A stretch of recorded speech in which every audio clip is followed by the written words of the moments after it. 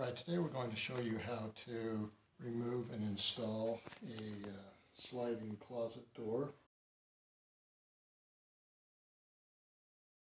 First thing you want to do is remove the guide at the bottom.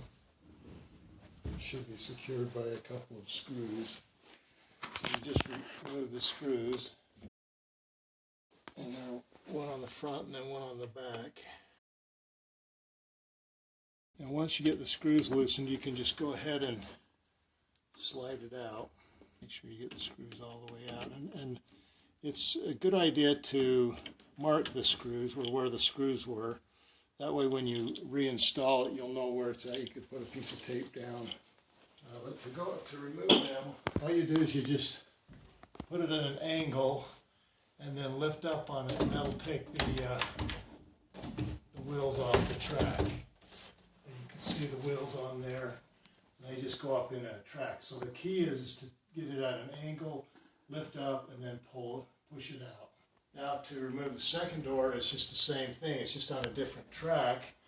Again, you lift up, slide it out, and then lower it.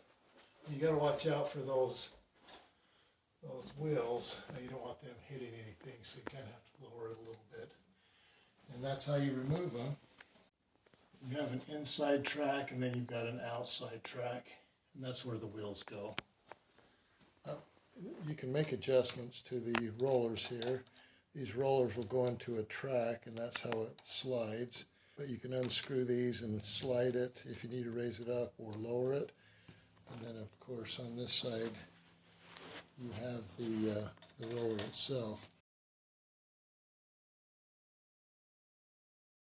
Now, where you're going to put the roller is, if you look up here, you can see there's an inside track, and then there's another track on this side. And I'll go ahead and show you how you put the closet door in. Well, one other thing you need to be aware of is that there will be a guide at the bottom. You'll see that there's a guide that the doors will go in to keep them separate and to just guide them on the path. So in order to install it, you will want to remove the guide at the bottom. It'll make it a lot easier to put the doors on, because sometimes this track or this guide will get in the way. Now, one thing you want to do, if you ever have to take the track out, you might want to identify or mark where the screws go, because sometimes it's hard to find where they go in. So we'll go ahead and just remove this, and then we'll put it on after we get the doors on.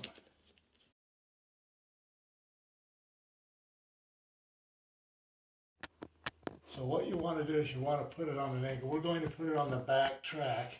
You just have it on an angle, get it in. Once you feel it rest on the track, then you're good to go. Now you can see it's on the track, and it'll go back and forth. Now we just need to go in and install the second door. So again, you basically do the same thing as you did on the other door, but you're going to put this on the inside track. So again, you have it on an angle.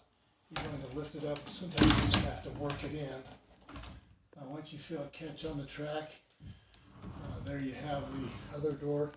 And then what you want to do is just go ahead and get the glide, and you'll just go ahead and slide this in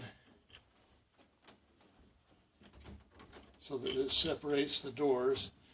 And then you're going to put it so that you want the doors to be level, and then you'll just go ahead and secure the screws. But you'll just go ahead and put that in so it's nice and snug. Do the same thing on the back side. Just secure the screws. And you just want it so that they're nice and snug. And there you have it. Now you have both doors that will slide, and the guide that will keep it in the right path.